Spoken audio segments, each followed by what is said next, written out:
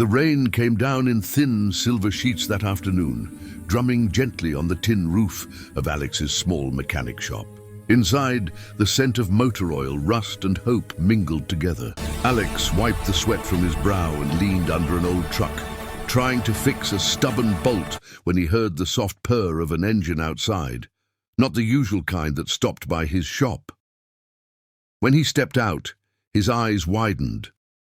A glossy black luxury car stood gleaming under the drizzle, its presence so out of place among the muddy tires and scrap metal scattered around. From the car stepped a tall, well-dressed man in a grey suit, Mr. Raymond, a billionaire known in the city for his wealth and cold demeanour. But what caught Alex's attention wasn't him. It was the little girl in his arms. She was about 10 years old, fragile-looking, her eyes big and curious. Her legs hung limp, and beside the car sat a sleek, high-tech wheelchair, broken and lifeless. Mr. Raymond placed her gently in it, frustration showing on his face.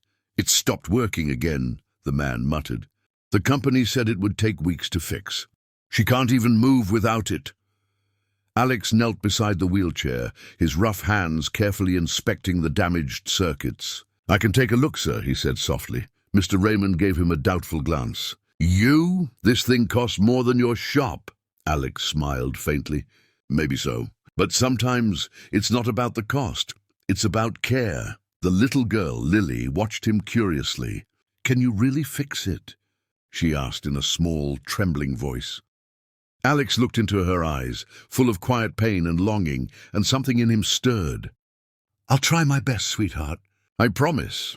Hours passed as Alex worked under the dim shop lights, tracing every wire and gear. He realized the damage was deep.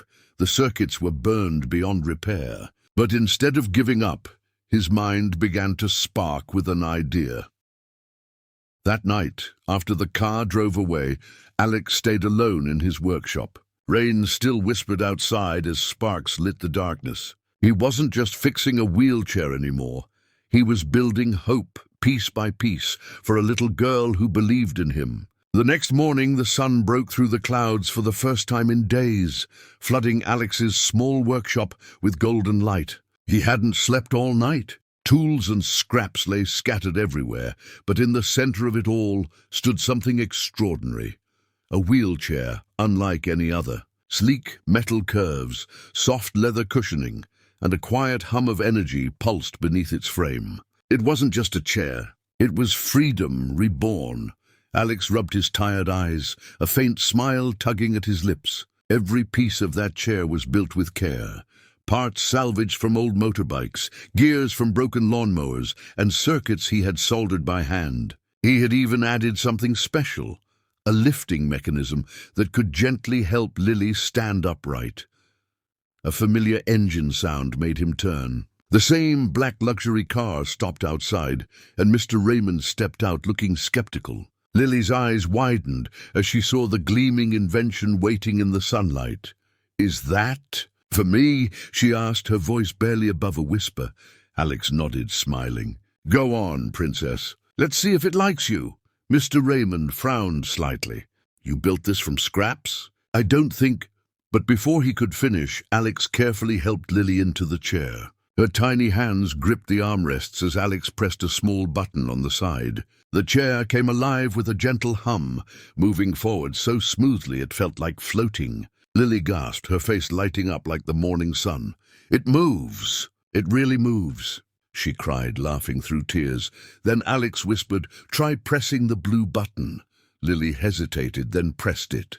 The chair began to rise slowly, adjusting her posture until she was standing upright, her feet touching the ground for the first time in years. The crowd that had gathered outside the garage fell silent. Mr. Raymond's eyes widened as emotion cracked through his usual stoic expression. He whispered, "You've given my daughter something no money could buy." Lily reached out her arms and hugged Alex tightly. "Thank you for helping me stand again." Alex's eyes softened. "No, Lily, you just needed someone to believe you could." The moment felt sacred, a miracle born not from wealth, but from compassion and heart. Then you see a week passed since Lily took her first steps in Alex's creation. The story had quietly spread through town, the kind mechanic who helped a billionaire's daughter walk again. But for Alex, life carried on as usual. He still opened his shop every morning, fixed old cars, and smiled at the locals, who now looked at him with newfound respect. One cold evening, thunder rumbled in the distance as Alex worked late. He was repairing an engine when a spark suddenly flew from a loose wire. Within seconds, flames leapt up from a spilled can of fuel. Panic surged through him. The fire spread fast, devouring his wooden shelves and the walls he'd built with his own hands. He tried to fight it with a rag and a bucket of water, but it was useless. The heat was unbearable. By the time firefighters arrived, it was too late. Everything was gone. His tools, his machines, his blueprints, all turned to ash. When the flames finally died down, Alex stood outside, covered in soot, staring at the ruins. Rain began to fall again, as if the sky itself mourned with him. He sank to his knees, whispering, "I have nothing left." The next morning, as he sat silently on a broken stool among the ashes, a black limousine pulled up. The door opened, and Lily jumped out, her mechanical braces gleaming in the light. She actually ran toward him and hugged him tightly.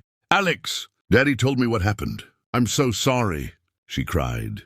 Behind her, Mr. Raymond stepped out, holding a large folder in his hand. His usual sternness was gone, replaced by warmth. "Alex," he began, "after you fixed Lily's chair, I couldn't stop thinking about what you did. I had my engineers look at your designs. They said your work is ahead of its time, something even our labs couldn't create."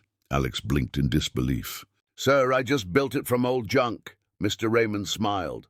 "Genius often comes from the simplest places." He handed Alex the folder. Inside was a contract, an offer to join Raymond Robotics as head of innovation, complete with his own lab and salary beyond imagination. Alex's voice trembled. "But why me?" Mr. Raymond placed a hand on his shoulder. "Because you saw hope where others saw scrap. You didn't just fix a chair, you fixed my daughter's future." Tears filled Alex's eyes. For the first time, his kindness had truly come full circle.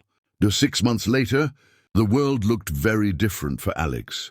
The same man who once worked in a dusty little garage now stood on a grand stage at the Global Tech and Humanity Expo. The huge glass hall shimmered with lights, banners displaying his new title, Alex Carter, Head of Innovation, Raymond Robotics. But Alex didn't care about the applause or the cameras. His eyes searched the crowd for one person, Lily. She stood near the front row beside her father, smiling brighter than ever. No longer confined to a wheelchair, she now wore lightweight robotic braces on her legs, designed entirely by Alex. Each step she took was a miracle in motion, graceful and steady, powered by the kindness of one man who refused to give up. As the host called his name, Alex walked onto the stage. The audience rose, clapping thunderously. He adjusted the microphone, nervous but smiling. "I used to fix cars," he began. "I worked with broken things every day, engines, gears, machines. But the day I met Lily, I realized something. Sometimes what's broken isn't metal or steel. It's the belief that things can never be fixed." The hall grew silent. Even Mr. Raymond looked misty-eyed. "I built a chair," Alex continued softly, "but what she gave me back was much greater. Purpose. She taught me that kindness isn't about what we can buy or build. It's about what we can restore. Hope, love, courage." Then, to everyone's surprise, Lily stood and slowly walked up the steps of the stage. The crowd gasped as she reached Alex and took his hand. Together they faced the audience, a symbol of compassion and invention intertwined. Mr. Raymond rose from his seat, clapping first, followed by the entire hall. The sound thundered through the glass dome. Cameras flashed, tears glistened, and smiles spread like sunrise. Lily looked up at Alex and whispered, "You didn't just fix my legs. You fixed my heart." Alex knelt down beside her, smiling through tears. "No, sweetheart. You helped me walk too, just in a different way. The moment was pure magic. Proof that sometimes the smallest act of kindness can change countless lives. As the applause continued, Alex's heart swelled with peace. He had once built machines to make a living. Now he built miracles to make life better.